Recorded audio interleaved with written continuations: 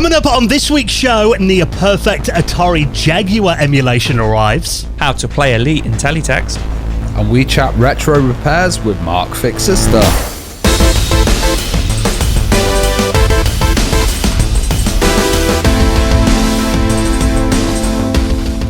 And the Retro Hour podcast is brought to you every single Friday with our amazing friends at Bitmap Books. Now, if you're thinking about Christmas presents for yourself, why don't you treat yourself to this? Bitmap Books presents I'm Too Young to Die, the ultimate guide to first-person shooters. Now, this covers the early experimental years of the genre that went on to dominate video games, celebrating more than 180 classic FPS games. You can treat yourself to that and check out the rest of their retro gaming books. All the details are at bitmapbooks.com. Hello and welcome to the Retro Hour podcast, episode number 356, your weekly dose of retro gaming and technology news with me, Dan Wood. Me, Ravi Abbott. And me, Joe Fox.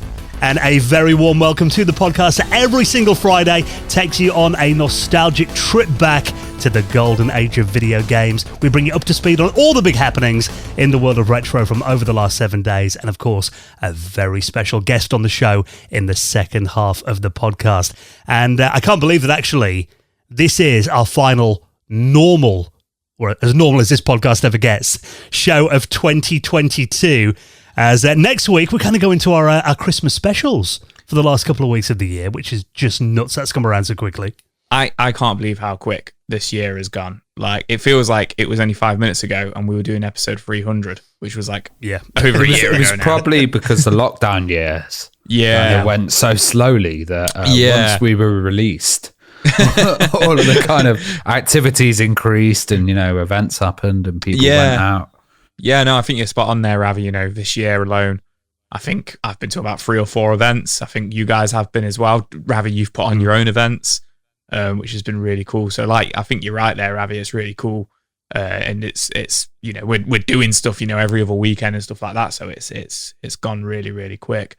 But yeah, got the Christmas quiz coming up, haven't we, Dan? Now let's just put this into context. Now we do an end of year special. Every year, it's tradition, the Retro Hour annual Christmas Super Quiz. And not that I'm keeping score. Have you ever won the quiz before, Ravi? No, I've never won, but also, have you ever participated, Dan?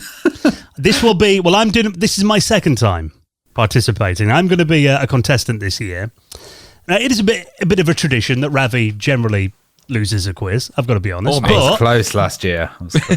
You have come close. Yeah, I mean, I'm not saying you do awful. You have come very close a few times, and then things kind of change around. But this year, it's Paul Drury from Retro Gamer Magazine and Ollie, who've been contestants on the show before. They've also hosted it one year, and they asked us, look, we've got a bunch of questions. We want to quiz you guys. Can we be the host? So we said, yeah, okay. You go and do that. Me and Joe are going to be on a team together. And Ravi's like, leave it to me.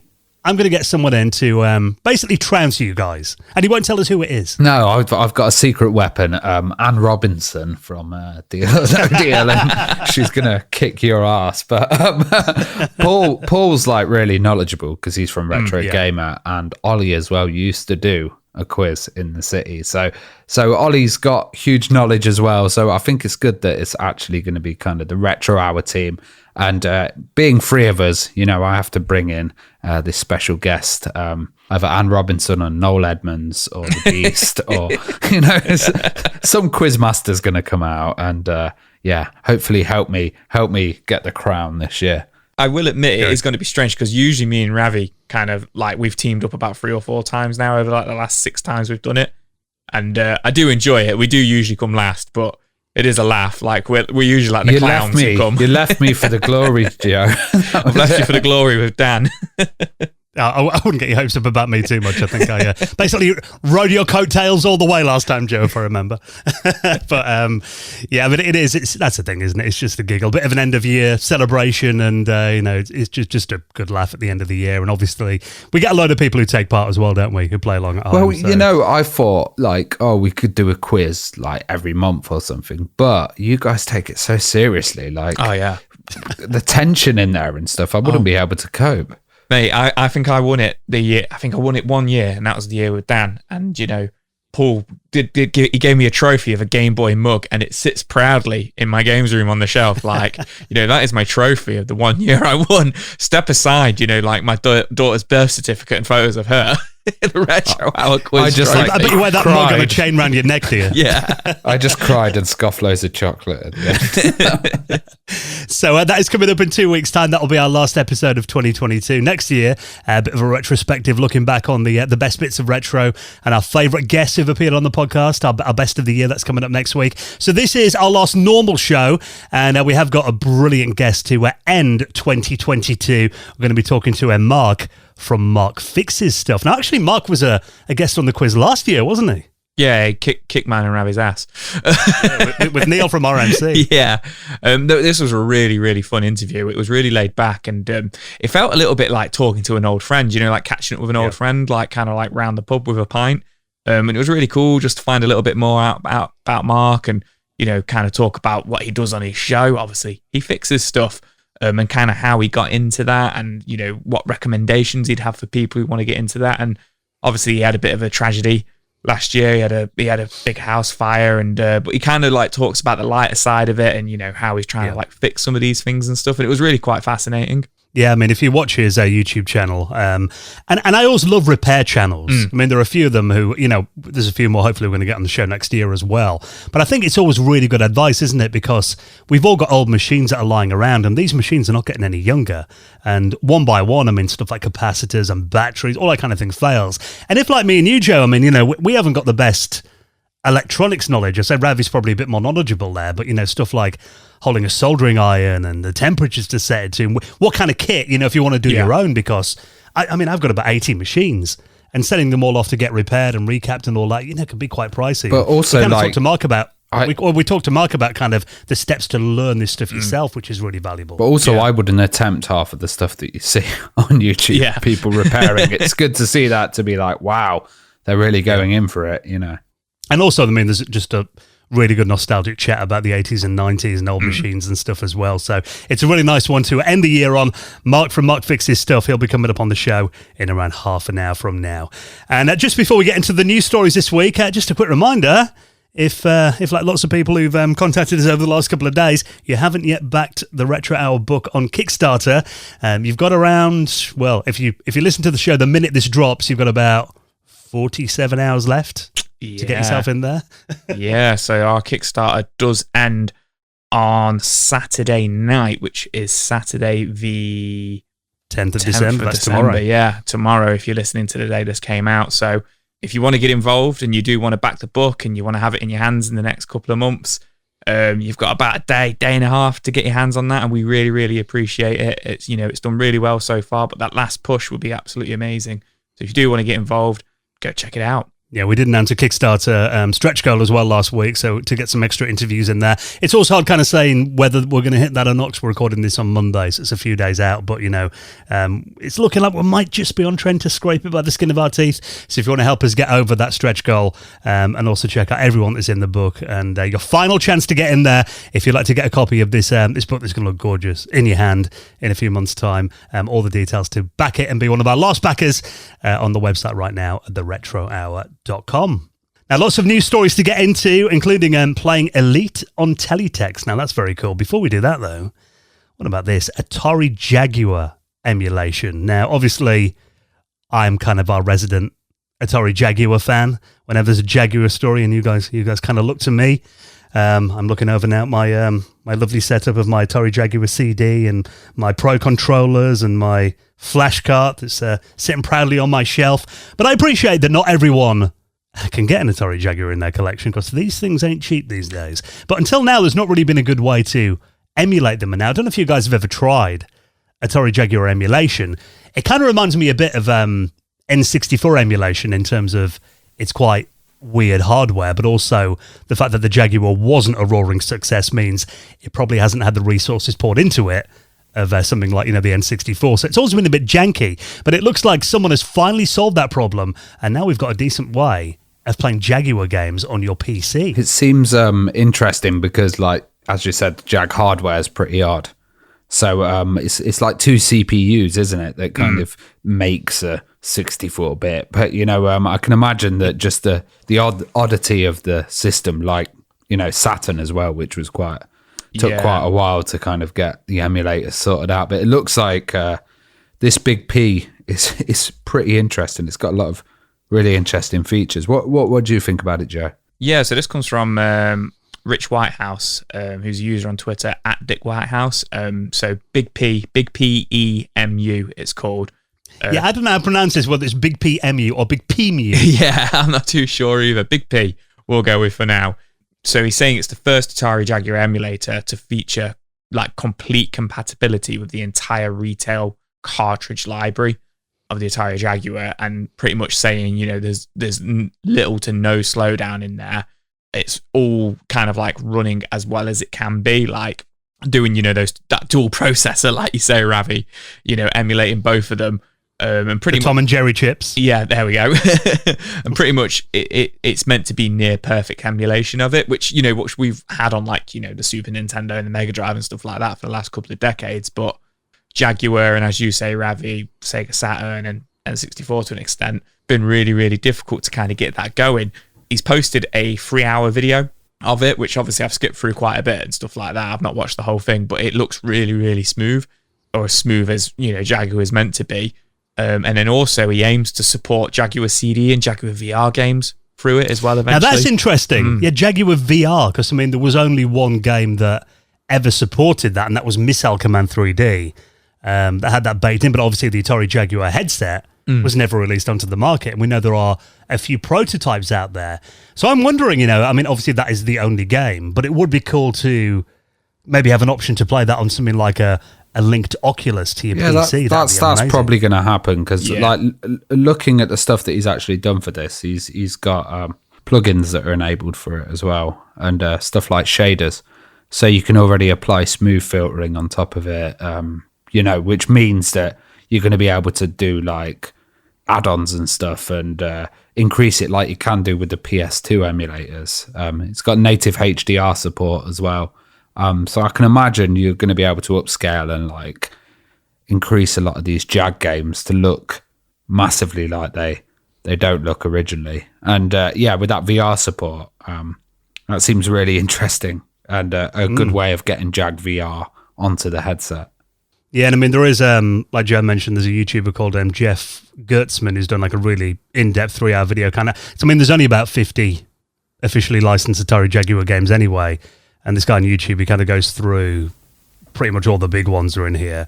You've got Tempest 2000, you've got Alien vs. Predator, Atari Karts, Doom's in here as well. And I've got to say, just kind of skimming through the video and, obviously having the original hardware, so I kind of know what they're meant to run like.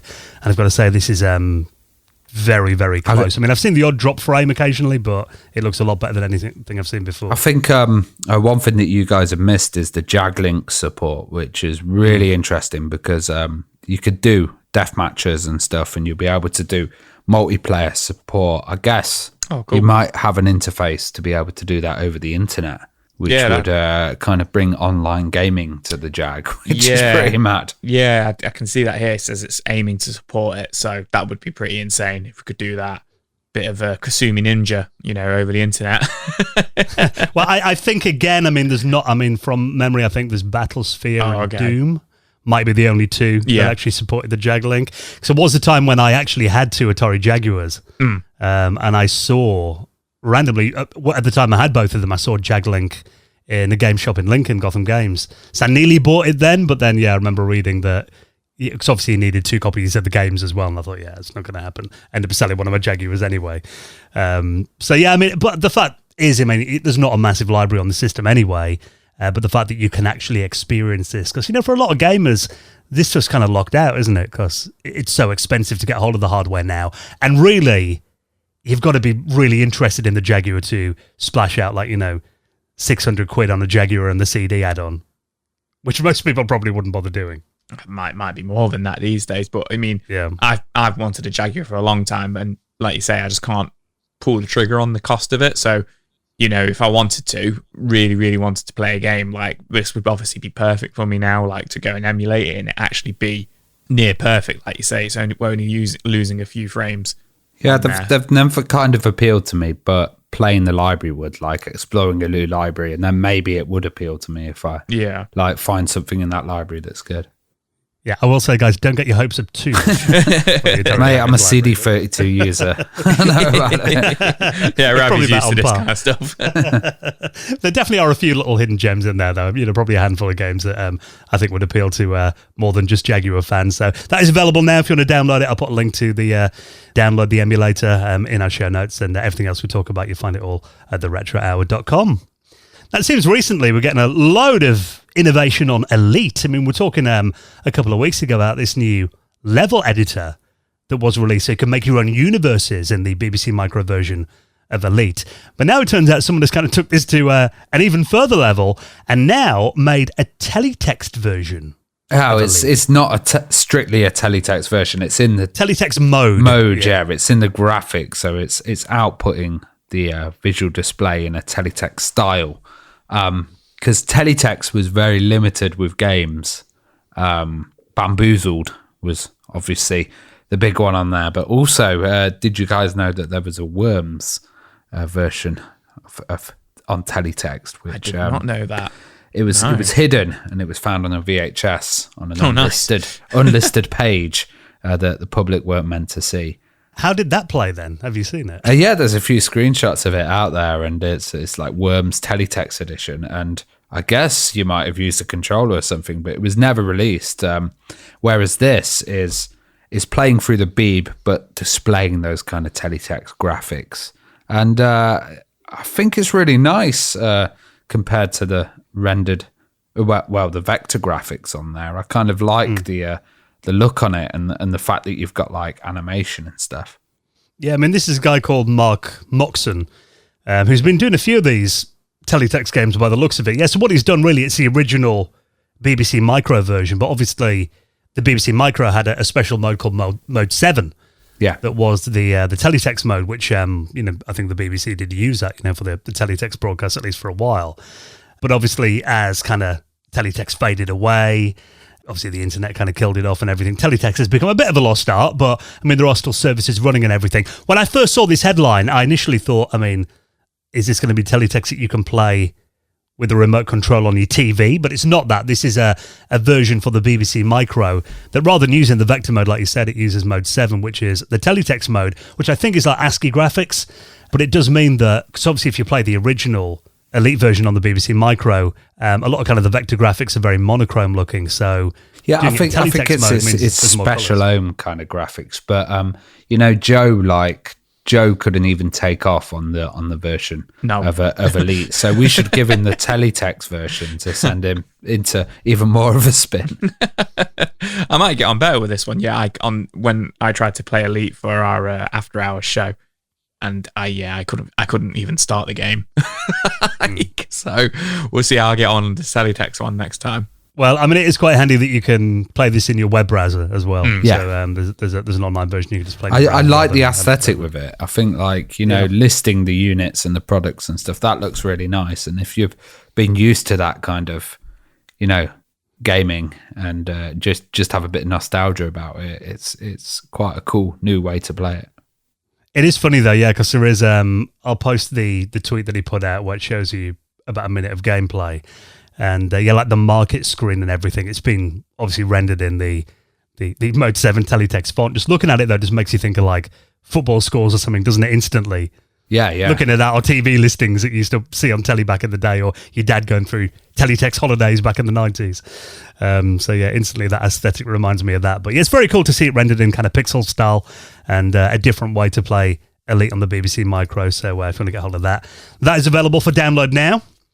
Now, we're going to talk about an amazing new Mega Drive game from a legend that's coming up, and also something that might be quite topical for you, Ravi, because I know you got your hands on a Windows XP box this week that you've been playing around with. So we'll tell you more about those stories in just a minute. Before that, let's just pause for a second to give a big thank you to one of our sponsors this week, and it is a long-term sponsor of the Retro Hour, our friends at ExpressVPN. Obviously, it is Christmas, the season of giving, but maybe you don't want to give away everything to, companies like your internet service provider, because not only talking about the bills that you pay every month, but whenever you go online on the internet, on like Virgin Media or Sky or AT&T or Verizon, if you're not using ExpressVPN, that means you're pretty much giving away everything that you do online to your ISP, and then they can legally sell that to third-party advertisers for big profits as well. And that includes, because a lot of people think if I use incognito mode, I'm completely hidden. And that's not the case at all, is it? No,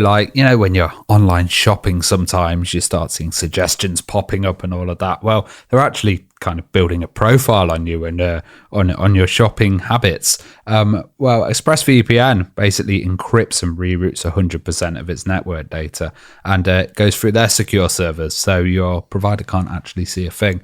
And it's well easy to use. Like on my laptop, I've got it. It fires up straight away. You can have it on your phone, and it's the tap of one button to connect. Yeah, so unlike your ISP, ExpressVPN is completely committed to your privacy, and actually their privacy policy has been audited by third parties, so you can be rest assured that your data is not being logged by anyone. So if you think you've given enough to your ISP this year, it's time to start taking back your privacy today with the VPN that's rated #1 by TechRadar on Mashable, and of course, we've got you a great discount as well. If you head to our link, expressvpn.com/retro, you will get 3 months of ExpressVPN for free on a 1-year plan. That is expressvpn.com/retro, and a big thank you to our friends at ExpressVPN for their continued support.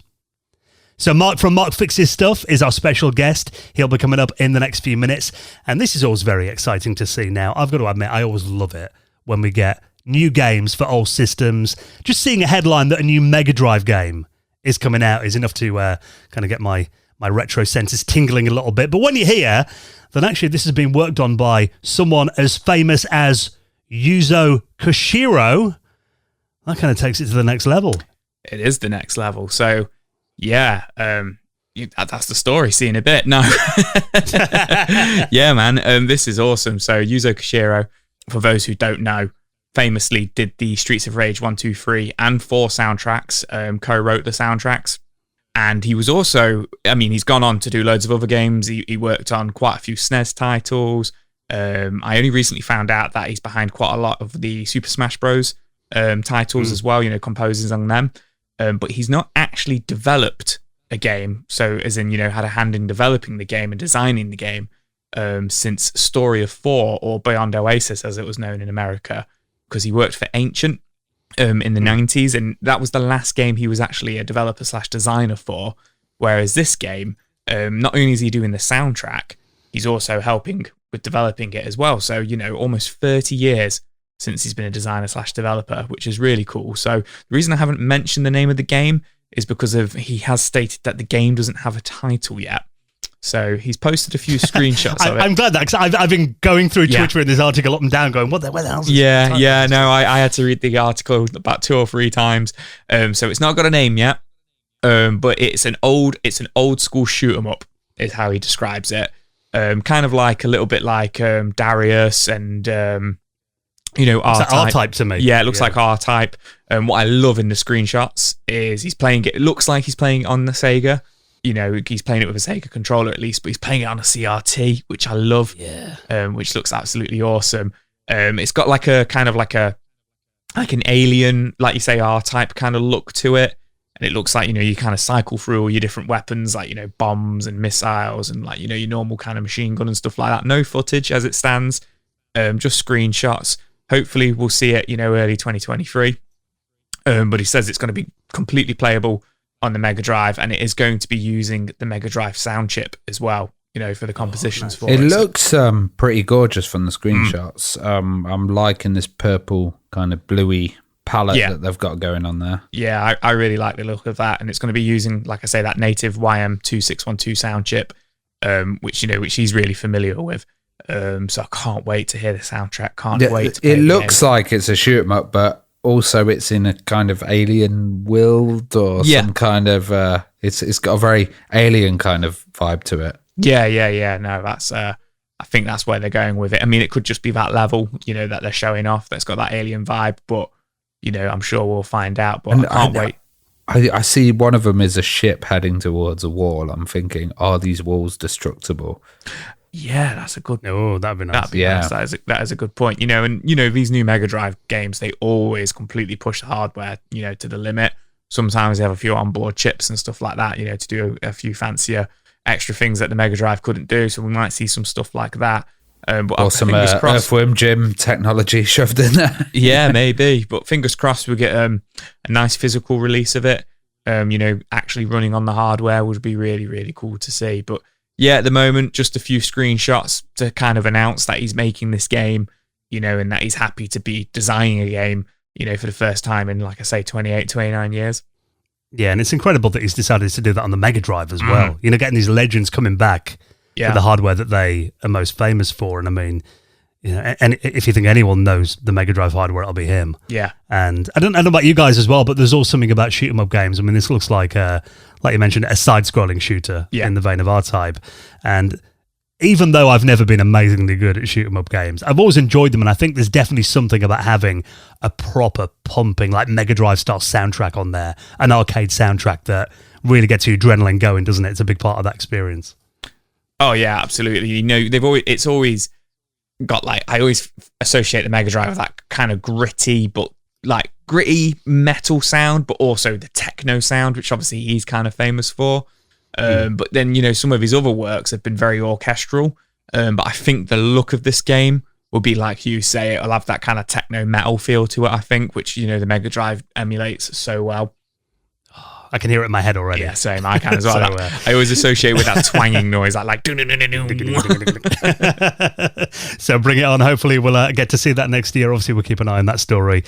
Just a few screenshots at the moment, but everything we know will be in the show notes, and we'll let you know more as we hear it. Now, the mini console craze continues. I've been seeing, I don't know if you got your hands on one actually yet, Joe. I've been seeing a lot of people on my social media timelines talking about the Mega Drive Mini 2. No, I haven't. I haven't pulled the trigger on one. 150 quid on Amazon. A little bit expensive, but they do look really cool. And, they got the Sega CD built in them as well, Sega CD games as well. But, not as obscure as this one that's been put up for pre-order this week, is it, Dan? Yeah, now we did talk about this a bit earlier on in the year, that there was a manufacturer called Zuiki who makes system on a chips, and they announced a X68K Mini. Now, obviously, the 68K, that was Sharp's Japanese home computer from the 80s, and I've actually seen these in person at a couple of shows. I was at Retcon just outside of London last year, and there's a few people demoing them there. And these machines, I mean, the look of them, that kind of a twin tower, isn't it? Yeah. Always looks really impressive. Gorgeous looking machines as well. But obviously weren't very popular over here. So it's also been something I found quite interesting. And they announced this this miniature version of it a bit earlier on in the year. And there have been a few kind of early access versions of this. They called the Hackers Edition. And obviously a few people have got those in their hands, and they've been giving this company Zuiki some feedback that they're taking on board, and that they're going to be launching pretty much it. They're taking pre-orders now to launch this onto mass market. Yeah, so they're aiming to get these into people's hands on March 31st, 2023, which is only, God, sounds really far away, but it's only like 3-4 months away now. But it looks pretty cool. Comes with, fully functioning keyboard and mouse, attached, that you can plug into the mini console. Which I always think is funny because you've got a full-size keyboard, and then the mini console, is like a third of the size of the keyboard. When the mouse is dwarfing the computer, we've come a long way. But yeah, it looks like they've listened, to kind of like the feedback on there. And obviously, it's got emulation on there, and it's going to come with some preloaded games. But interestingly, it's going to come with an SD card slot on there as well, so you can load your own games onto there, which, is always nice when they don't lock these consoles. Quite often these companies, they'll lock the mini console, and it's kind of, it is what it is. But this looks like it, it's designed to be what it is. It's a computer. It's a miniature computer, because that's what it was. It was a computer in the 80s. So people can play around with it, and, play around with the emulation on there as well, which is pretty cool. This seems a lot better than the minis that I've seen before, which this has got a lot of thought about it. So The price that I'm looking at the moment is I'm converting the yen to pounds. It's £297. Okay. Yeah, about 300 quid. Yeah, with the keyboard and the mouse and all the kind of add-ons. I think this is really smart. Like the keyboard has a switch on it, so you can switch it to be used on Windows as well. Oh, cool. Underneath it, it's also got this UART, which is a receiver transmitter on the back, which is kind of like a serial communicator. So I guess you're going to be able to like flash it or add in extra stuff and do some kind of hacks there. And it comes with the OS as well. And to me, this appeals a lot more than a console, just a straight up console, because this has the computer aspect of it, and it has a nice designed mouse. It looks sexy. It's a system that I've got no chance of owning ever. But if I bought this little one, I could have an experience. And to be honest, with a working keyboard and separate mouse, it appeals to me even more than the Amiga Mini. It looks like it's quality as well, and it's done by one of the original companies. So I'd be really interested in this. I think this looks like an awesome project. And it looks like a lot of thought's gone into it as well. Yeah, like you mentioned. I mean, the mouse and keyboard. I mean, they have the original kind of layout and the aesthetic of the original too. Even if you've seen the Sharp 68K model I was playing with at Retcon, it's got these kind of vertical floppy disk drives, and they're kind of mechanical. Yeah. So you press an eject button, and the disk kind of pops out, which I'd never seen before. But this, I mean, you look at this, the actual SD card slots, by the looks of it, are in the same orientation. So the keyboard as well looks like it has that X68K lights on it as well, which it had LEDs within the keys, which is always cool, because I remember my friend Gary, he's got a X68K, and you can basically start it up and some of the lights will synchronize with the game on the keyboard. So whilst you're playing, the kind of lights are all going off and stuff, and they've added that detail in there, which is really nice. Yeah, I mean, I'm looking at this and thinking I'd really like to get my hands on one of these, because again, I mean, I've always been interested in computers and consoles that I didn't experience back in the day. Yeah, totally. And obviously I've kind of got all the main ones now, so I'm kind of into that territory now. And this was like the bad boy. This was the elite bad boy of that kind of range, and it's that nice mix of computer and console, like the MSX and that kind of area that appeals to me a lot more than getting like a PlayStation or Mega Drive Mini. You know what I'm wanting now? I'm thinking it would be nice to have a B-Box Mini. or a Next Cube Mini. One built for Dan Wood. Next Cube would be good. Yeah. Build your own first ever web server on it. That'd be cool. So if you've always wanted to get hold of a Sharp 68K, obviously they're very expensive, but it looks like these are little minis for 300 quid. I think that's good value for everything that you get with it and the design of it too. I'm not sure how much it's going to be to import them in the UK. I can't imagine that's going to get a release worldwide. I've got a feeling that will only be limited to the Japanese market. I can't imagine that it would have much success over here, but we'll have to send Joe on holiday again, won't we, to bring some back? I'll bring us a few back, boys. Yeah. If they're minis, they'll fit in your bag. So yeah, I'll come back with 8 of them or something. Yeah, I brought them with me. They're already there. So very cool. Should be out in a few months' time. I'll link that story up in our show notes as well. I did mention, Ravi, you've been playing around with your Windows XP box that you got from our mate Taz, and as a listener to the podcast. Yeah. He's already got the nice machine. It's really nice, but kind of makes me think like I've forgotten about how all this stuff needs updating, but also how this stuff works. So I had a DVD drive in there, and I was putting in CD-ROMs. I was going, why isn't it reading them? And I totally forgot that like back in the days, you'd have a DVD drive and a separate CD-ROM drive as well. They weren't integrated. So I was like, why is it not reading these? Oh, it's because they're CD format and this is just DVD. And then loading up Windows as well, Windows XP is great, but it does take you back to like, oh my God, nothing updates, nothing works, none of the SSL certificates work. Browsing on Internet Explorer 8 is hell. So yeah, which it always was, to be fair. Yeah, which it always was. But it's pretty good going back. First thing I did was install Winamp. It's a great one. Yeah, nice. And you found a web browser as well, MyPal. You've been playing around with that, which is I think it's still in development, isn't it? A web browser that works on XP. Yeah, I think it was based on the Firefox code. And that runs, and you download that, and every website works. I couldn't even get google.com to work. It was just like, no. Well, that's the thing. I mean, there's obviously been a lot of changes in the 20 years since Windows XP came out. And I think XP's not been... When was that discontinued? I think officially around 2014. I'm sure the NHS is still using it, but yeah, 2014. Well, actually, I mean, I think there are still some commercial... like enterprise uses for it, where I'm not sure whether they're still doing it. There's got to be a lot of XP machines in the world still, you know. Well, that's the thing. I know Microsoft did offer kind of extended service for companies that were willing to pay for it, which I've got a feeling they might still be doing for Windows 7. Well, that was the famous NHS malware, was when they had to download this update and they hadn't, and then because it was one that you chose and it wasn't forced onto the machines, and then they got ransomware on all of the old XP machines.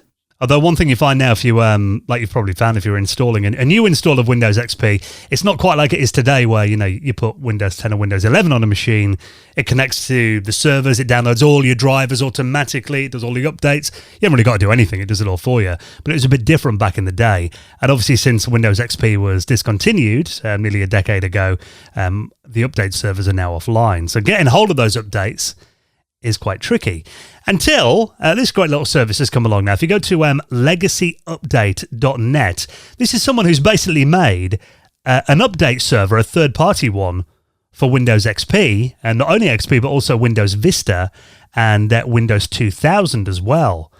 So not only will it give you kind of the latest patches that Microsoft released as well, but also it does stuff like... it does Windows product activation. I guess automatically. That is pointing towards somebody else's server. Yeah, it is, yeah. Yeah, and then with product activation, they've got the activation thing within their server, and then Windows sees it and thinks, oh, this is an official place. Like I downloaded Service Pack 4 before, the unofficial one, 3.1b, which is like from 2016, so it's kind of a fan update and stuff. But this one, this legacy seems like it's going to actually, keep me updated with the latest stuff, and I won't have to rely solely on fan updates. I can actually download directly from the desktop.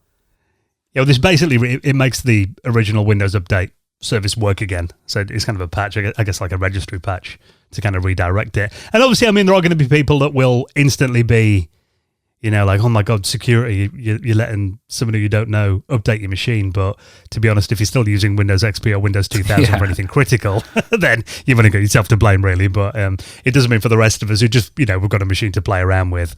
It does give you a nice, simple way of making sure it's as up-to-date as can be. So that is available now, and a new version of it just came out last week, actually. So, yes, a few people were talking about that in our Discord. It's interesting. Haven't you seen that there's also a MSN Messenger protocol now where you can communicate through MSN Messenger? So I might have to get that fired up and, start chatting to people on Messenger. That's gonna be an effort to get them to install it. You know what, though? That's a good idea. Because, we chat all during the week, don't we, on Facebook Messenger? That's kind of our service that we use to communicate with switching each other. to MSN. That's it. We need to do that, lads. I want to be able to nudge Joe. I was literally about to say, make a screen share. I'll be just nudging you guys. Come on, talk to me. Nudge, nudge, nudge. I'll send you voice messages. You used to be able to drop them in. It was great. And those awful, huge smileys that would... I'll just appear offline. I do remember as well with nudging on MSN, there was no kind of flood protection, was there? You could do it over and over again for like hours if you wanted to. So, very cool to see that people are still supporting these old OSs. If you want to get yours as up to date as possible, that's legacyupdate.net. And of course, I'll put that and all the rest of the stories in our show notes at theretrohour.com. Now, special guest, Mark Fixes Stuff, talking about restoring and maintaining your retro machines. He's coming up in just a moment. Before we do that, another quick mention just for an amazing sponsor of this podcast, and one that we really, really believe in. That is our friends at BetterHelp, who have sponsored this week's show. Now, BetterHelp are, I think, one of the most important sponsors that we work with as well, because, we know that life can be difficult from time to time. And we talk about technology and gadgets and games and computers, and often having, manuals or frequently asked questions that we can go into for software is something that we kind of take for granted. But the thing is, life doesn't come with a user manual, does it? No, unfortunately not. And it's definitely something I could do with sometimes. Sometimes when you're not quite feeling yourself or something's feeling a little bit amiss, maybe in your brain, usually if it was something with your body, something's not functioning right or you've hurt yourself, you'd quite happily go to the doctors or go to the hospital about it. But often when it's something in our brain, sometimes we might turn to online and try and find out what's wrong with us. And like you say, some sort of user manual or something like that. And, unfortunately, they're not there. And sometimes we do have to turn, to therapy, to help. And sometimes people don't want to do that or they're a little bit embarrassed about it. But honestly, it shouldn't be like that. And that's where BetterHelp can help as well. Because personally, I know I've struggled in the past and I've struggled to kind of like reach out to people and stuff like that. But what I really like about our sponsors, BetterHelp, is you can do it all online. So if you do need a little bit of help or you do need to talk to somebody about that, user manual, if you will, you can do it by text, you can do it by web chat with them, which I think is really, really good. If you're feeling low or you just want to talk to somebody about, things that are going on in life. You might have a new job that's making you feel anxious. You might have recently become a parent, and you're struggling with that. Or you could just be going through like change in life, change in relationships, or just change in emotions and you're just feeling a little bit under the weather. Talk to somebody online with BetterHelp can really help with that. Yeah, BetterHelp has matched 3 million people with professionally licensed and vetted therapists, and they're available 100% online. And it's really affordable as well. I think that's one big misconception, that therapy is only for the rich and famous. All you do is you fill out a brief questionnaire. They will match you with a therapist. If things aren't clicking, you can switch to a new one anytime. It couldn't be easier. You've got no waiting rooms, no traffic, no endless searching for the right therapist. And of course, like all our sponsors, we always try and negotiate a really good deal for you as well. So you can find out more, just have a look at it, and also save 10% on your first month. Head to their website, BetterHelp. That is BetterHelp. BetterHelp.com/retro if you want to take advantage of that offer. BetterHelp.com/retro. And a massive thank you to our friends at BetterHelp for their support of our show. Right, then next, time to talk about maintaining your retro collection and a nice little interview for our final one of 2022. Nice little cozy chat, this one, isn't it, Joe? Yeah, no, it's really sweet, this one. Yeah, so Mark Fixes Stuff is our special guest, and he'll be on the show next.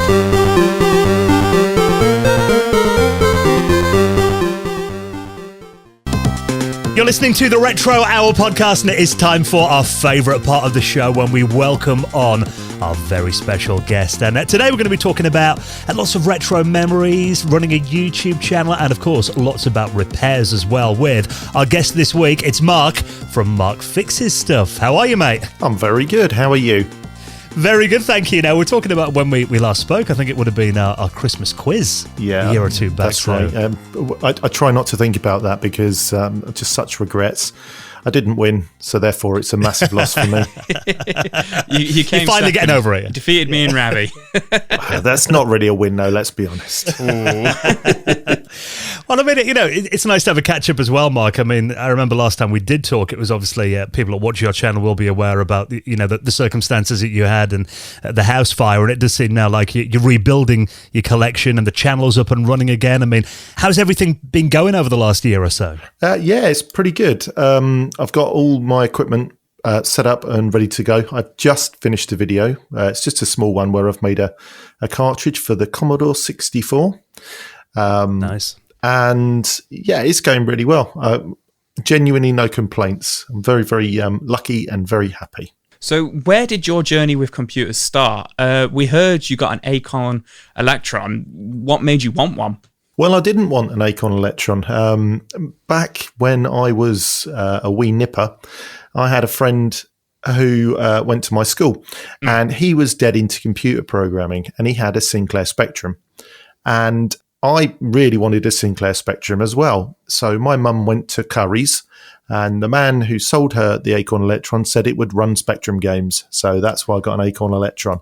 I was very pleased that day, you can imagine, as I had Sphinx Adventure and Arcadians. But as luck would have it, the friend in question actually really wanted to learn BBC Basic because he was a bit of a swotty nerd and he wanted to impress the teachers. So for a whole 6 months, he swapped my Acorn Electron for his 48K rubber key Spectrum with a whole sack full of games. So yeah, couldn't complain. And then I got the Electron back. And to be honest, I do love the Electron. It's a very high quality machine. So yeah, I've always had a bit of a soft spot for the Electron because I had one when I was a kid as well. And I've still got it, actually. I told a story on the podcast about how I accidentally reversed a car over it, and it's still in one piece. So they were well built. I'll definitely give it that. Definitely over-engineered, that's for sure. What did you use your machine for then? Because, I mean, the Electron did have, I remember, the Acorn soft games. There were some, I remember Snapper, I think, was like a Pac-Man clone that was on there. So, I mean, it didn't have a massive games library, but I do remember it having, the games that were on there were quite decent. I mean, what were you using the machine for? Well, yeah, it was mostly games, to be honest, a little bit of typing programming. But, there were some decent games. I mean, where the Spectrum had its own labels, the Electron had like Superior Software, who did a lot of Electron and BBC stuff. So you've got Repton, for example, which was a Boulder Dash clone. And then you'd have people like Tynesoft that bring stuff out. It was the other one. Oh, yeah, Micro Power. They did a lot of Electron stuff. So Rubble Trouble was a frequent favourite in my house until I killed the Electron. Did you have the expansion bit on the back where it give you the extra ports and RAM and stuff? No, we were far too poor, which is why I ended up with the Electron in the first place. Yeah. So you mentioned there, the Electron died. Our next question was, you got a C64 next, and how did you convince your parents for the upgrade? Was that because the Electron died, or is there a story there? Well, my stepfather was still is a slightly shady character, and he came in with a Commodore 64 in a black bin liner with a load of games and said, "I've got this for you.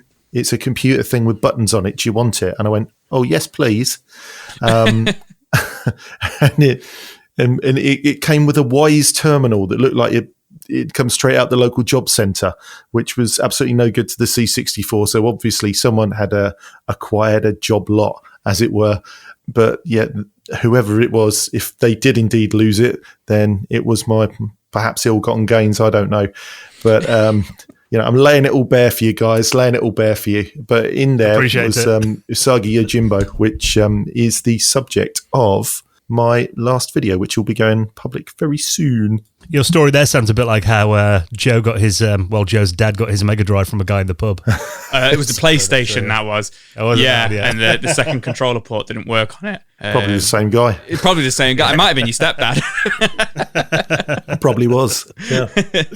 So where did your computer journey kind of take you then after the 64? I mean, did you go through like Atari ST, Amiga, and did you get into consoles as well? What was kind of the path that you went through in that era? Well, after the C64, a couple of years later, my mum got randomly, and I don't know why, she bought an Atari ST. I mean, she literally just went out and bought one because she thought she was going to do the home accounts on it. I don't know what she was going to count because we didn't have any money. But yeah, it was the 520 ST Action Pack, I think. So I played that for a bit, and that was quite good. And then I was pretty much of working age. So I ended up working for a company which duplicated floppy disks, and they were called ProSoft Logistics, and they were located in Harlington, which is on the edge of a place called Fulton, which Freddie Mercury famously came from. And they did all the cover disks for things like The One, all the CompuServe diskettes, AOL, all that sort of stuff. So, from there, my computer journey was basically they had all of these computers, all the 16 bits in the factory for testing on, and I had to run at a place. So, not another penny was spent for some considerable time. I was going to ask, actually, did you take advantage of the disk copying facilities? Oh, yeah, absolutely. And we could copy absolutely anything. It didn't matter if it was protected or not, because much like, have you heard of the grease weasel? Which is... No, what's that? So diskettes, when they're protected, they're written in a way that a normal drive can't write. When you write a floppy diskette, it has to adhere to a certain set of MFM encoding rules, and you can't make a normal drive do that. So what you need to copy protected stuff is a drive that's just ahead that turns on and off and writes the pulses raw to the disk. Now, the Grease Weasel is a modern version of that. It's by Keir Fraser, the guy who does the Flash Floppy firmware that you've probably heard of. Yeah. But back then we had these massive AT&T Unix boxes with all of these huge autoloaders with these dummy drives that literally would write and copy anything. I could put anything in, and I never did copy any protected software at all multiple times, and I never took any of it home or distributed any of it to my friends. I can hear your nose growing while we talk. I'm just looking over at my legal counsel. That's brilliant. So were you strictly, a computer guy, or, were you into consoles as well? We heard you had a Dreamcast, which had a bit of a sad fate. No, I pretty much liked anything. Around that time as well, I had a friend called Mark, and there was a lot of us. And he was about 2 years older than me, so he started working 2 years before me. Yeah. And he worked in a DIY chain that I don't even know if you'll remember, called Texas Home Care. So they had a mascot called Texas Tom. So we called him Tex. And Tex was a gadget junkie. Whenever he got paid, he'd go out and get things. So he got Mega Drives and Game Gears and got an Amiga and got all sorts of stuff. Bought a guitar, never learned to play it. But every time he got something, because of his guilt of accumulating all these things, what he'd do is he'd go, "Oh, do you want this one?" So I had his original 3DO. I had his Sega Master System, all those good things. Unfortunately, a lot of those perished in the fire, which is a shame because they came with me for the whole journey. But I was really lucky. I worked in a place that made computer diskettes, and my best friend would literally just go out and buy anything he fancied. He had all the bizarre consoles, CDI, you name it, 3DO. And they were expensive machines, a 3DO as well. I didn't get my hands on one of those until like about 5-6 years ago. I think, so back in the day, they were just completely outrageous. I think you paid £500 for the 3DO back then. It was a huge amount of cash. Because he felt guilty. Because he felt guilty, because he never played it. Yeah. He gave it to me and I never played it either, but that's not the point. Well, you did a video recently for Halloween, and I loved watching it. You're kind of talking about the fate of some of your machines as well. I mean, you kind of touched upon what happened to the Electron, but that machine didn't have a happy ending in many ways, did it? What kind of happened with that? Well, there was a magazine called Electron User, which came out in a day. And I think my mother, who felt really guilty that she never got me the Spectrum when she sort of realised, subscribed me to Electron User, which was a bit dry. You'd have type-ins, which were, household databases and, betting calculators and not stuff that a kid my age wanted to do, but some of the things were good. But what they did have was a cheat section at the back, so you could enter all your sort of pokes and peeks. But to reset the Electron and keep the program resident in memory, in order to poke at the memory, you'd have to take a paper clip and you'd have to touch specific two contacts on the expansion connector. And one of them was next to 5 volts. You can imagine what happened. I just blew it up by resetting it and touching the wrong pins. And then it got sent to someone who sort of fixed it, but it only ever worked in black and white. And then I got totally cheesed off. So when I got the Commodore 64, I ripped the Electron to bits, took all of the nice little keys out, and I built a little keypad controller with an old joystick cable and some wood, which I glued them down on. So I had up, down, left, right, and a fire button, and I plugged that into the Commodore 64. It was utterly Heath Robinson. But what a sad fate for an Electron. It was. And here's the thing: I could have fixed it today because I know actually what was wrong with it now. I won't bore the listeners though. Sorry, I do tend to go off on a tangent. No, we love it. So, I mean, talking of tangents, what was the fate of the Dreamcast then? Let's talk about that. Oh, the Dreamcast. So the Dreamcast came out, and it was one of the only times, because I've been working for quite a while then, I had my own flat. And I'd had a SNES and I had a Mega Drive, and they were feeling a bit long in the tooth. And the Dreamcast came out, and I loved it. House of the Dead looked amazing. So I literally, where did I go? It might have been Electronics Boutique, I think. And I bought a Dreamcast. I bought something like 6 or 7 games, 2 light guns, and oh my goodness, a keyboard as well. I bought a keyboard and a mouse. But don't ask me why. They're utterly useless. Typing of the Dead. Typing of the Dead, yeah. As if anyone really wanted to play that when you had a gun. Come on. Fair enough. So I had that. And then my flat was, it was a bit ugly. So we decided we were going to strip off the wallpaper and, oh God, I can't even tell the story. I'm starting to cry. Strip off the wallpaper. So I didn't want any of this wet wallpaper going on my newly acquired stuff. So I boxed it all up and then I stuck it inside a black plastic bag to keep it all pristine, because I was a bit anal even back then. And then we stripped all the wallpaper off and it all went into black plastic bags, and we got ready to paper the flat. So I went off to work at ProSoft and we were doing our floppy diskettes, and I came home and my girlfriend had kindly picked up all the bags and put them out because the bin man was coming in. She didn't want to miss the bin man. And every single black bag in that flat had gone into the big bin outside the flat and had been taken away and crushed. Oh my God. Yeah. I'm just like dying inside. It's awful. A little bit. It's like, awful. you know, we always hear these stories about, oh yeah, I sold my SNES collection for £10 and bought a PS1 game with it, or my mum threw out all my N64 boxes but not the cartridges, etc. Or I spent a Bitcoin on a pizza. yeah, exactly. But your girlfriend throwing away your brand new Dreamcast with 2 guns and all those games is just like absolutely gut-wrenching. It is. And I say it in the video, but I genuinely still dream about that Dreamcast. I genuinely still dream about it. There's such a feeling of loss attached to it. What a first world problem. Come on. I know. Yeah, very true. Was there a bust up with the missus, or? No, well, she's my wife now, so yeah. You forgave her. Well, you know, Dreamcast has certain advantages, but, you know, a functioning relationship with an actual human also has advantages. So you have to weigh up the pros and cons. So, I mean, you mentioned about, you know, you keeping some of your childhood stuff for a while. I mean, did you kind of go through a stage of getting out of it, and did you kind of rediscover retro, or have you kind of continued all the way through then? And how did that kind of work? Well, I've always been a bit of a hoarder. I'm not neurotypical, as so many people in the hobby are not. So I have a tendency to want to hold on to things. And I think as well, growing up with no money, or growing up without any money, more accurately, kind of makes you want to experience the things that you couldn't when you were younger.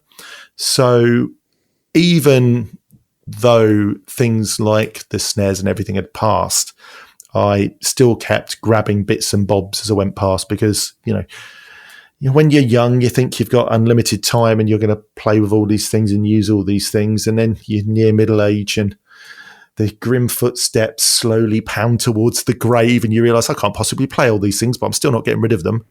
But yeah, it has been a sort of a lifelong thing. I'll tell you one thing that I do remember. When I was in secondary school, there was this guy called Sidon, and he was a really nice fella, and he was into vintage cars, particularly like the Triumph TR7. And I thought that was a bit of a weird obsession, these old cars. He'd get them and fix them up.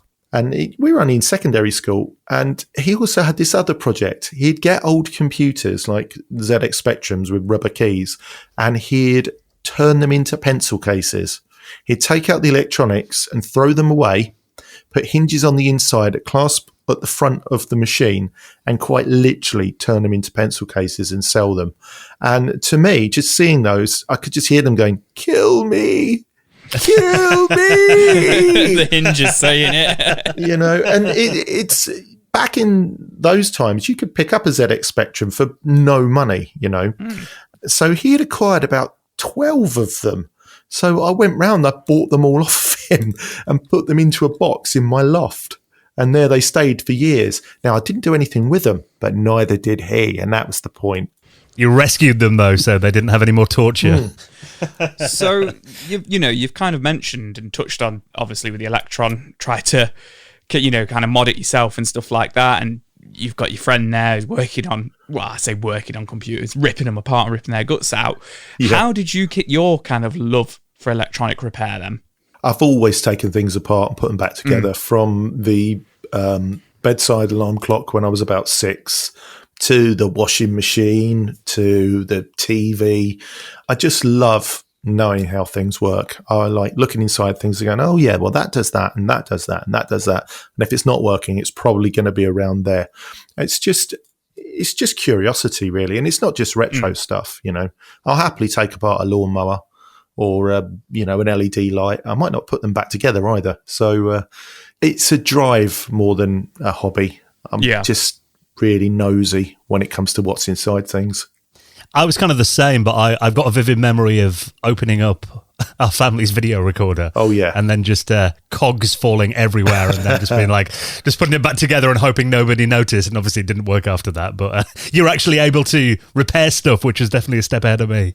Well, the fear of things like the VCR not working anymore is a big motivator on working out how the cogs do go back together. Yeah. So why did you decide to start a YouTube channel then, kind of moving forward to document this stuff and repairs and everything? Where did that idea come from? Oh, right. Around the time that I started my YouTube channel, I had been working for a company called Epson. They make printers and projectors and everything that you can think of. And I was a technical trainer for Epson. So I'd fly around the world and show people in shops or service centres how to repair printers, laser printers, and all that sort of stuff. And I quite enjoyed that. So when I started my channel, I sort of started it idly because someone else had started one, and I think my first video was me playing Manic Miner really awfully for about 3 minutes. But people started watching it. So I thought, well, if people are going to watch it, maybe there's something I can do. Maybe I can add some value. So I thought, well, if I'm going to be modding computers or doing bits and bobs on computers, if I video them, then anyone who's unsure or doesn't really know how to do this will be able to, follow what I'm doing. And that's kind of informed the videos I've made. I've tried to make them easy to follow, get the salient points across. If anybody wants to do that, they could quite legitimately follow along with the video or play along at home, as I like to say. So when you kind of get, a retro machine, what's the first thing, or even just a machine, as you say, what's the first thing you kind of look at when you start tearing it apart, when you start taking it apart, should I say, and is there any kind of like repairs that you find are much more common than others? Oh, yeah. Now, the first thing that you always have to do when you get a new machine or anything you're going to work on, I'll get really boring about this, is check the plug. Particularly on retro machines. Now, these days, when you buy an appliance, it's got a molded plug, and that's great. That stops houses burning down. Not mine, but other people's. But if you look inside the plug on something you've picked up from a car boot sale, and it's got a screwed-on plug, one of the old school ones, you would be horrified because it's been plugged into the wall, taken out, plugged in, taken out, the strain relief's gone, the wires have slipped out, it's arcing, sometimes they're charred inside, so check the plug, tidy it up, make sure it's safe, replace the plug if you have to. It's the first thing you need to do on anything. I never plug anything in unless I've checked inside the plug. Then some of the common repairs that you always come across are the 3DO.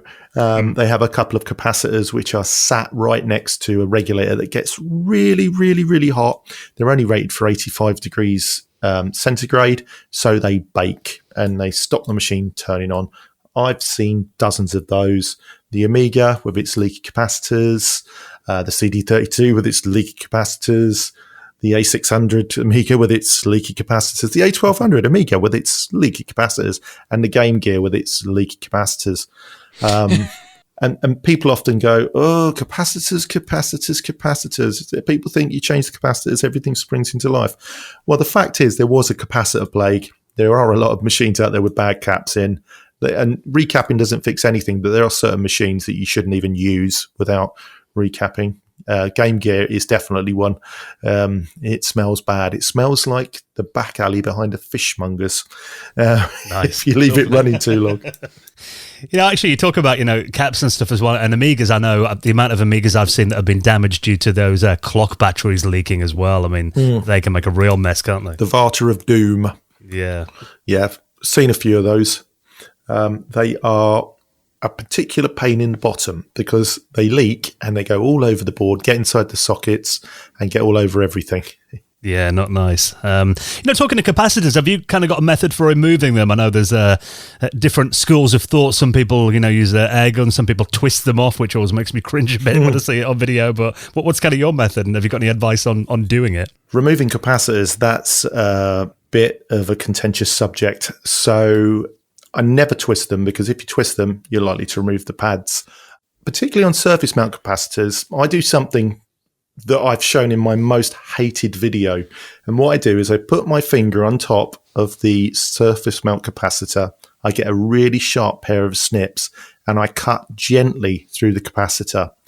And then I take the top off, and then you can lift the capacitor off the two stumps that are still soldered, like removing hoops from a game of hoopla. And then you can see underneath how much corrosion there is on the pads. One of the problems I find with capacitors of leaks, particularly in an Amiga, is if you try and heat them up, you can't get good contact. So you end up overheating the board, and it delaminates the pads and it stinks. So I must admit, cut them off. I never twist them, though. I think twisting a capacitor off is absolute lunacy. And people who say, well, I do it all the time and I've never lifted any pads. Well, it's the same as saying, well, my nan smoked 500 fags a day and she lived till she was 199, Anecdotes are not evidence. So what tools would you say are essential to repairs? And kind of rolling two into one here, if people want to get into learning repairs themselves, are there any good resources you'd recommend, or is it just like yourself, just get stuck in? All right, so good tools: hammer, chisel, flamethrower. Brilliant. Napalm for the really tricky joints. No, seriously, if you're going to start off, what you really need is a good soldering iron. And I will always recommend getting one that is temperature controlled rather than adjustable. And there is a difference. So if you get a cheaper adjustable temperature iron, when you turn a dial, what it does, it turns it to, say, 320 degrees centigrade. And then when you put it on the joint, all the heat goes into the joint and your iron drops down to maybe 280 degrees centigrade. And all of your solder starts to get all claggy because the heat has been wicked away from the iron. If you get a temperature controlled iron, you set it to 320 degrees centigrade, you put your iron on it. As soon as the temperature drops, it then puts more power into the iron to bring it up to 320 degrees centigrade. And that is the thing that catches most people out. They don't realize that although your iron is hot, it dips as soon as you put it on the joint. So decent temperature controlled soldering iron, some flux, some decent solder, and then just practice. It really is just practice. I'd say as well, because I'm definitely not skilled in repairs. I've done a few, like I fixed my 3DO, with the through-hole capacitors. Yeah. I replaced them. And I know, Joe, you've got a load of machines often. I know you're a bit nervous about trying that kind of thing yourself, aren't you, Joe? Yeah. And I think sometimes would you say it's just kind of maybe practice on something that's not valuable first and teach yourself slowly? Is that kind of the advice? Yeah, one of the bits of advice I see quite a lot is, practice on some old computer motherboards. But that doesn't actually work because wave soldering techniques in modern motherboards are far different to what you'd be working on in vintage machines. So it's actually much more difficult to desolder those components. And that's why a lot of people give up. They go, oh, I've got an old, motherboard and a computer that died 2 years ago and I'm trying to take bits off, but nothing's shifting. And that's because it's a massive ground plane. It was all soldered together by this huge, humongous machine. So you really do kind of need to get into the lower end to practice, maybe composite modding a Spectrum or something like that, because that old solder is all leaded and nice and poisonous. It makes your brain die last, but it does give you a good experience in soldering and desoldering. Yeah, there's a certain smell about leaded solder that you'll definitely recognize, isn't there? Yeah. There is. It always makes me nostalgic, yeah. So, do you go in for stuff like retro brighting and kind of restoring the look of machines? And, what's kind of your method there? Well, see, I'm torn on this because you've got the one camp that says retain the patina of the machine. It tells the story of the machine. It shows the history. And you've got the other camp who go, no, everything's got to be bone white. Everything's got to be as if it's just come out the packet. But there's a reason that things go yellow. And it's because a chemical typically called bromine, which is inside the plastic, rises to the top of the plastic and causes the surface to yellow. And bromine is a fire retardant. It's there to stop your house burning down. Not mine, obviously. But even if you bleach the top, there's more bromine in the plastic, so it will come back up. And really, retro brighting is a bleaching process. So you're also taking away the sort of the natural conditioners of the top layer of the plastic, so it will make it brittle, and it's a temporary thing. So I lean towards not retro brighting things these days. I've got a couple of videos doing things like tank mice and stuff like that, but to be honest, it's not a process I enjoy doing, and I'm not really sure of the long-term value of it anyway, compared to the amount of damage that it can actually do to the machine. So it's a no for me. I had a Dreamcast that was really yellow, and it'd been away in a drawer for a couple of years, and then I took it out, and it was, the most yellow machine I've ever seen. Yep. But I tried that. We had that really, warm week back in the summer when it hit like 40 degrees here in the UK, and I just put it out in my garden on the table, and actually the yellowing reversed quite a lot just leaving it in the sun for a day. Yeah, I put an Amiga on a shed roof, and it did the same thing. Because I had an Amiga shell with no Amiga, and I thought, this is really, really uneven. Sort of uneven and yellow. I wonder what happens if I put it on the shed roof. And I left it there for 2 weeks, and it went so whiter than an Amiga would have come out originally.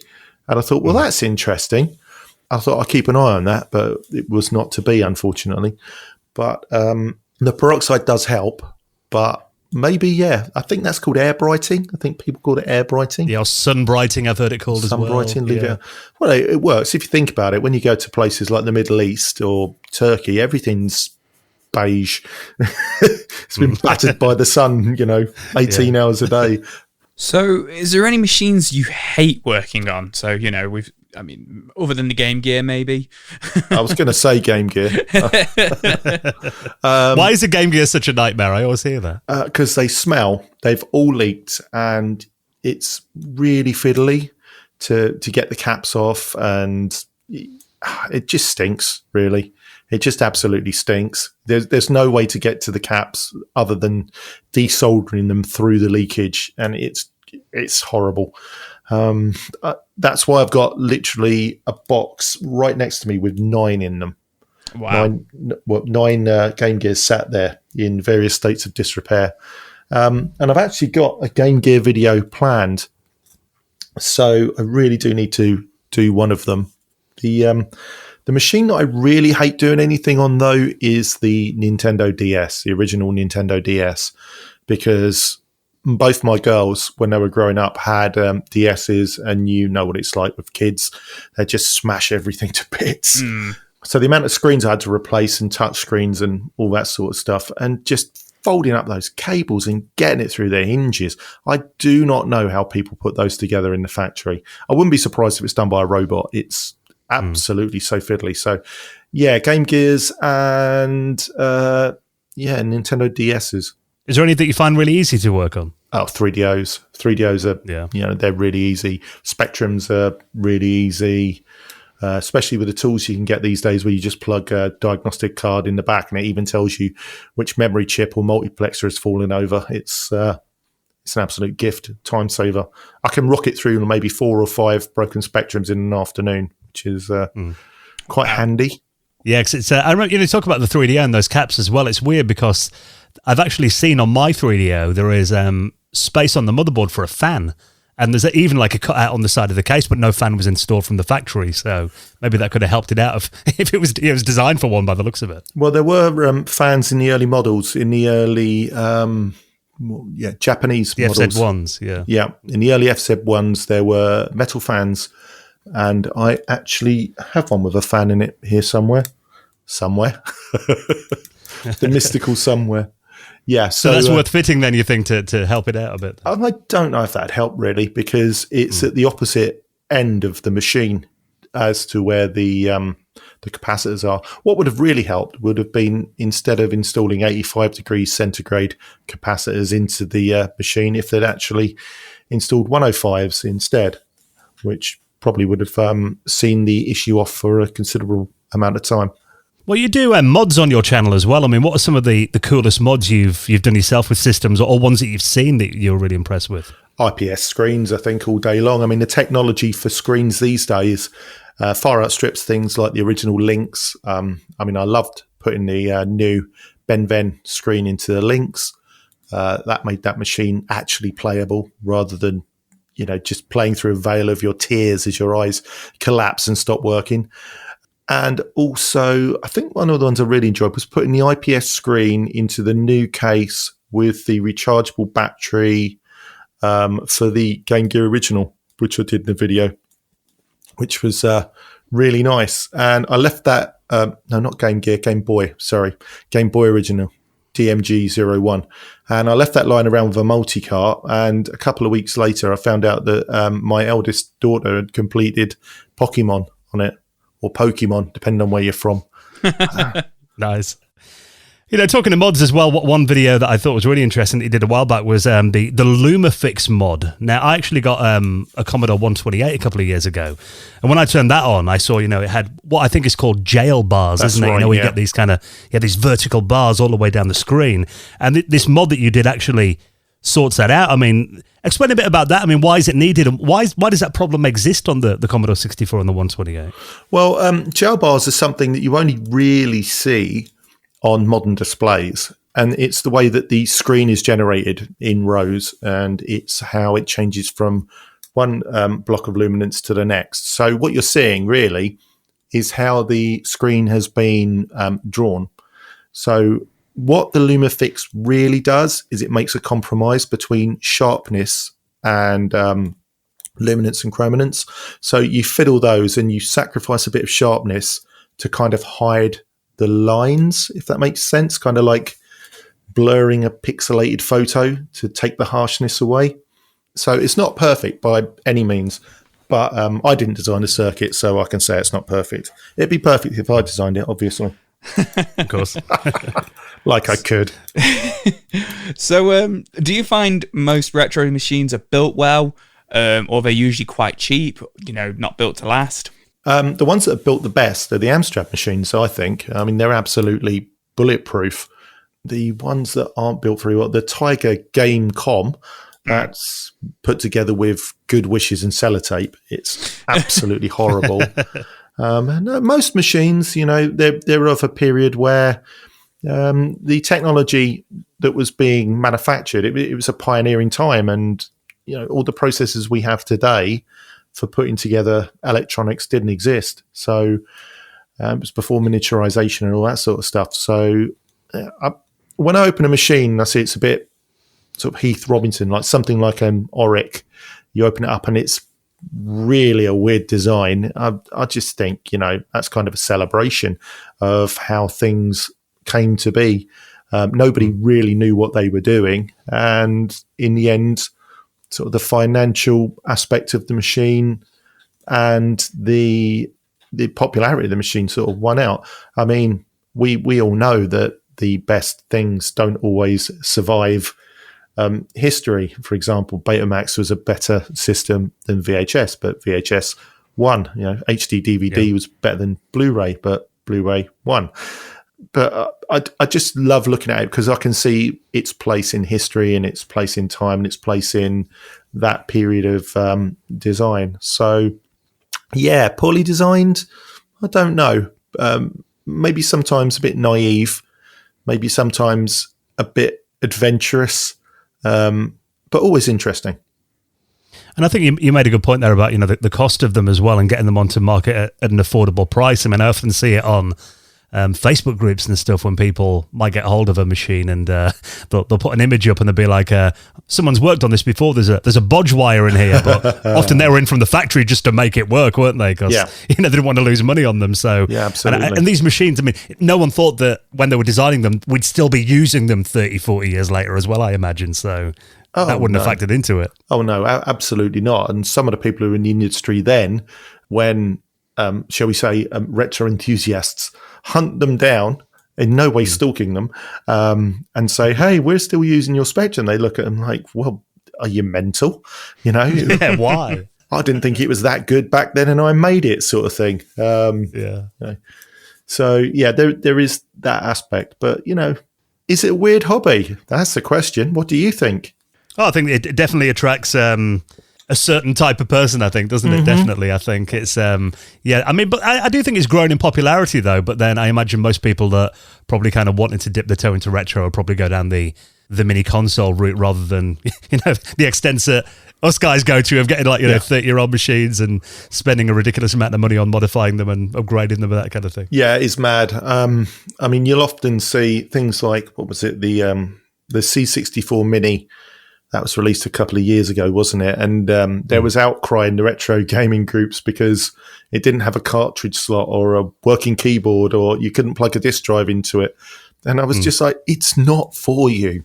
It's not for you. It's a Christmas gift for Dad, Uncle Dave, Auntie June, someone who had it back in the day. They're going to open it up, plug it in a couple of hours, then it's going in the cupboard under the stairs. It's not for you. And it doesn't make your original machine disappear. So calm down, dear. Calm down. Well said. It's just a Mini. I love that. Well said. So obviously you spoke about, your daughters back in the day. Well, I say back in the day when they were growing up, kind of snapping DSs in half and damaging screens and stuff like that. What do you think of like screen mods for handhelds? Obviously the GBA is a really popular one. Are they worth doing? I absolutely love them. It's always worth looking around and finding the best one, because there are a few different designs for things like the GBA. But, I mean, if you're ripping apart a mint GBA to do it, I probably would have a few issues with that, because I don't like modding things for modding things' sake. But for example, the Game Boy original that I did, that was quite literally just a system board. And I took that and I put it into a new case with a new screen and built it into a new screen. So I felt like that was a win. But lots of the DMG-01s, the original Game Boys, have got screen rot now. So, it's fair game to put a new screen in, because it keeps it going. And it is so much better. It's incredible how much better it is. I think that screen mods, particularly for things like the Game Gear, which is really common, they've all suffered from leaky caps, and the screen was blooming awful to begin with. Then it breathes new life into the system. I'm a big fan, and big shout out to Ben Venn as well, who does some really good work in this field, and he often delivers the product for possibly 60% of the price of his competitors. So big fan of his stuff, and he cares what he's doing as well. So yeah, I think that's definitely one thing that's come on a long way in the last 30 years, screen technology. And because I've got an Atari Lynx, and the screen on it wasn't great to begin with, but to view it you've got to kind of hold it about 90 degrees and look at it now. So I'm definitely looking at doing maybe one of the McWill screen mods or something on that at some point. But I just think I've seen them in there and they look amazing. I mean, I did the Ben Venn mod on the Lynx. Sorry, keep going on about Ben. That was absolutely amazing, and it's a more economical choice as well, and it's more available. I think Atari Gamer's selling them at the moment. I'm not sure if he's fulfilling them himself, but and that's drop in. You've only got to solder one wire if you want to enable screen brightness or scan lines. I can't really remember now, but you can just literally open it up, just plug it into the socket and close it up again. No soldering, baby. That's what we all want. Even I could do that, I think, by the sounds of it. So it is very easy. Very easy. Yeah. Well, I saw recently on your channel as well, I mean, you managed to resurrect some things from the ashes. I mean, what kind of success stories have you had so far with that? Well, behind the scenes, I've thrown quite a lot of stuff away. But things like cartridges, for example, I've got some cartridges that have been, should we say, licked by the flames. They're all gnarled up and stinky. And then what a lot of people don't understand is when you have a house fire, it's not the fire that does the most damage. It's the fireman coming in and hosing everything down, and then you can't go in there for a week. So everything just gets covered with slime and mold. All of the labels, they mold off and stuff like that. So, I've managed to resurrect a couple of carts. Got some footage that I'm going to be putting into a video about 3D printing some shells and resurrecting them with newly printed labels. And they're not even, rare games. It's just feels like I'm snatching something back that way. So, a lot of Coleco stuff, some Intellivision stuff. I've got some melted consoles where the boards look all right, but I don't know what I'm going to do with those. It's just hoarding again. It's just my my hoarding brain kicking in. I'd be exactly the same. It's like trying to win something back from the fire, I guess. So, is there any dream machines you'd like to add to your current collection? Any holy grails that you're after at the moment? Well, it was a Tatting Einstein, but now I've got 2 of them sat here, like buses.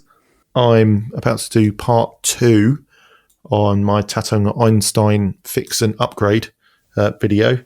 Just waiting for some 3D printed parts to come from PCBWay because they kindly offered to do it for me in resin. I can 3D print my stuff here, but if they're going to do it for me and send it to me, then I'd be silly not to say hell yes. But for me, the one that has eluded me is the Sam Coupe. So yeah, I really want a Sam Coupe. The end. Sam Coupe, please, Father Christmas, if you're listening.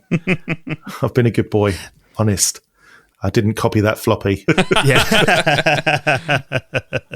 They are very cool machines, though, aren't they? I've had a little play with one at the Retro Computing Museum in Leicester, and it's just such a unique, even the look of it and everything. I mean, it looks like it'd be an ergonomic nightmare to use, but actually, it is quite weirdly comfortable. It's definitely a strange bit of history. It's an utterly stupid machine that shouldn't exist. It was the wrong thing at the wrong time, pitched to the wrong market by the wrong people, which is why there aren't many of them around. I want one, though. I want one.